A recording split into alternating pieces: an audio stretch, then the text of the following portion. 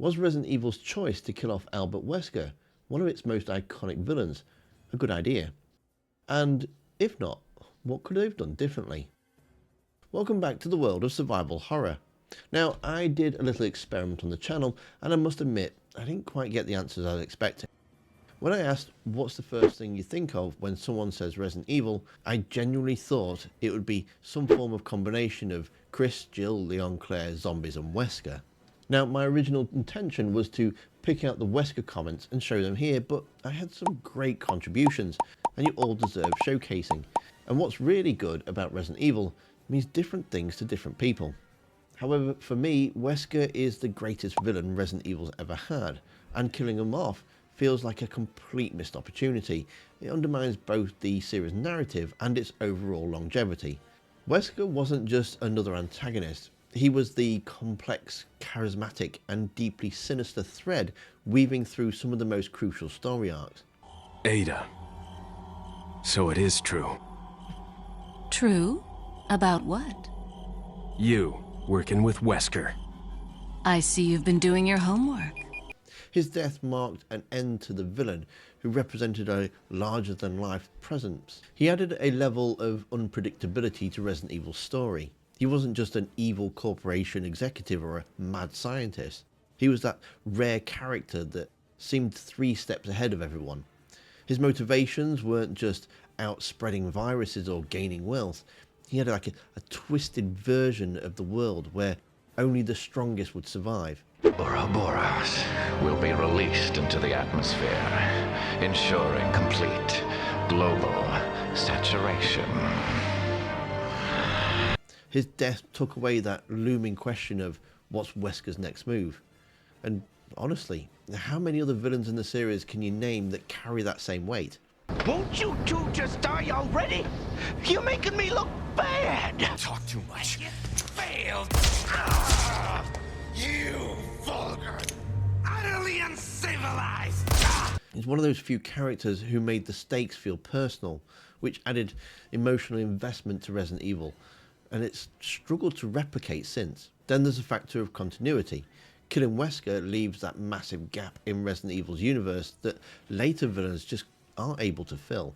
Characters like Lucas Baker or Mother Miranda in Village might have their own creepy charm, but they lack Wesker's influence.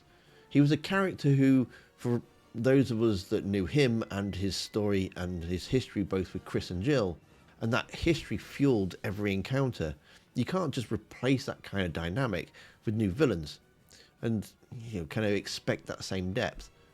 Wesker's death forces the franchise to essentially start from scratch with every new bad guy, breaking that sense of continuity that made Resident Evil feel like a unified, evolving world. His death also limits the series' potential for moral ambiguity. He wasn't a destroy the world just because type of villain.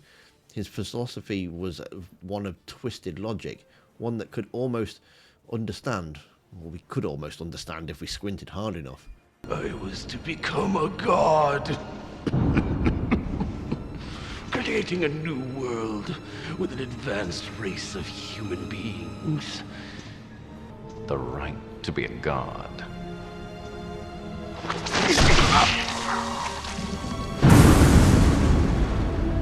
That right is now mine.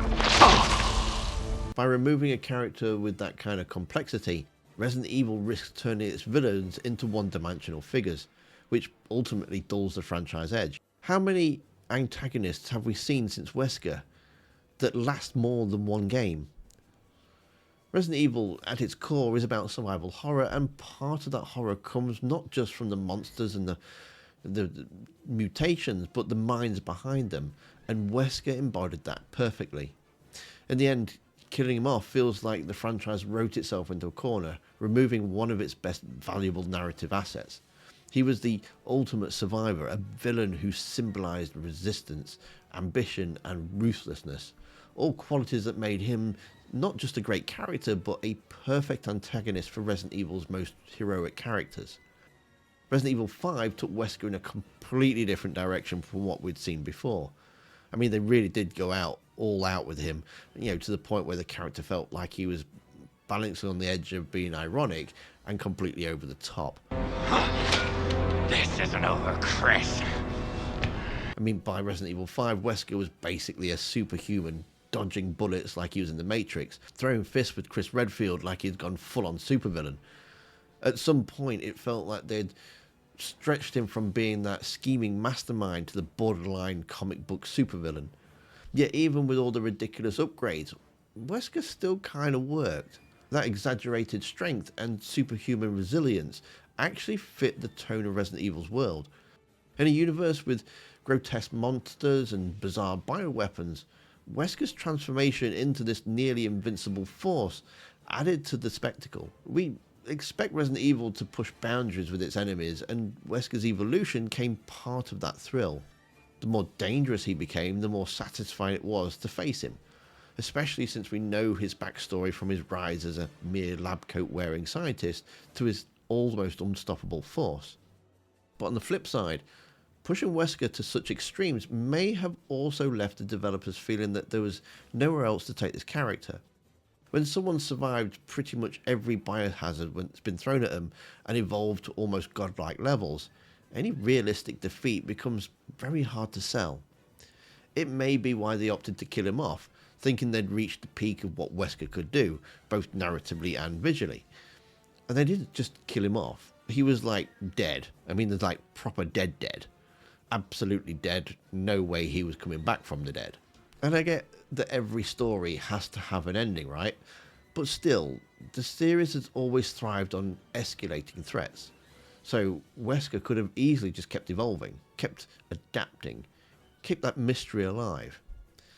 So yeah, they went crazy with him, but that insanity is what made him so compelling. He wasn't supposed to be realistic. He was the embodiment of Resident Evil's darker ambition, a character that constantly reminded us of how terrifying and potential the bioweapons could be. A more fitting end for Wesker could have been one where he kept his menace alive, even in defeat, a way to kill him without fully erasing his impact. Instead of his over-the-top lava demise in Resident Evil 5, imagine an ending where he's captured rather than killed, only to escape in the final moments, leaving the players with that unsettling feeling that he's out there, biding his time. Or if they had to go down the dramatic route, why not have him trapped in a status chamber or deep cryosleep, Code Veronica style. That way he'd effectively be removed from the storyline but brought back if the series needed a boost or a familiar face. Another idea is to play on Wesker's arrogance by having him suffer defeat that isn't death, but rather a symbolic downfall. Removing Wesker's powers but keeping him alive could be a brilliant way to conclude his arc, without killing off his character entirely. It would be a poetic kind of Shakespearean downfall, stripping away the very strength and superiority he spent years obsessively cultivating. Wesker's identity was so deeply tied to his powers and his vision of evolution that losing them all would have been a fate worse than death in his eyes.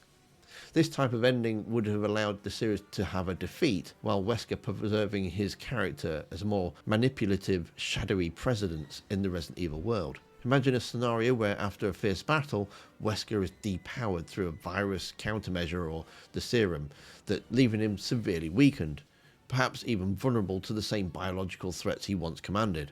Stripping of his abilities, he would have to rely on his cunning and his connections and his intelligence to survive, which bring him back to the more grounded, calculating villain that he was in the early games. He'd be forced into hiding, plotting from the shadows and working to regain his power, now with even more personal stakes and vendettas.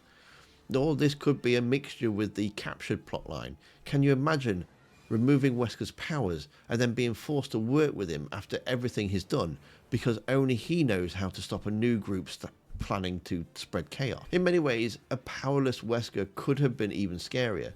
Without the need for brute force, he became purely psychological threat, playing mind games and leveraging his knowledge of bioweapons.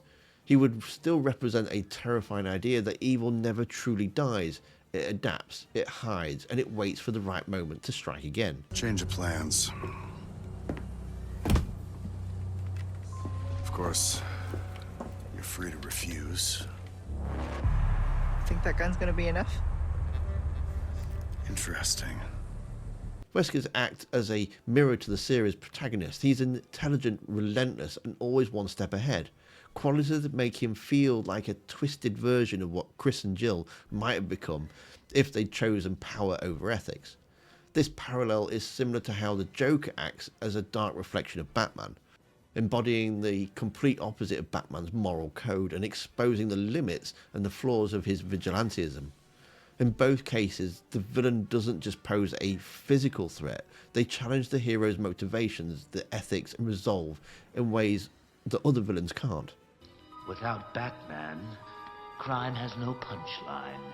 Without Wesker, the series has lost some of its moral complexity. He was a villain with ambition and a twisted version of the world where only the strong survive. His survival of the fittest mentality was more than just a cliche. It raised questions about humanity, ethics, and the power other villains haven't really brought back. Now, most of the newer antagonists are motivated by personal grudges, twisted experiments, or revenge, which are effective, but ultimately lack Wesker's broader ideological drive.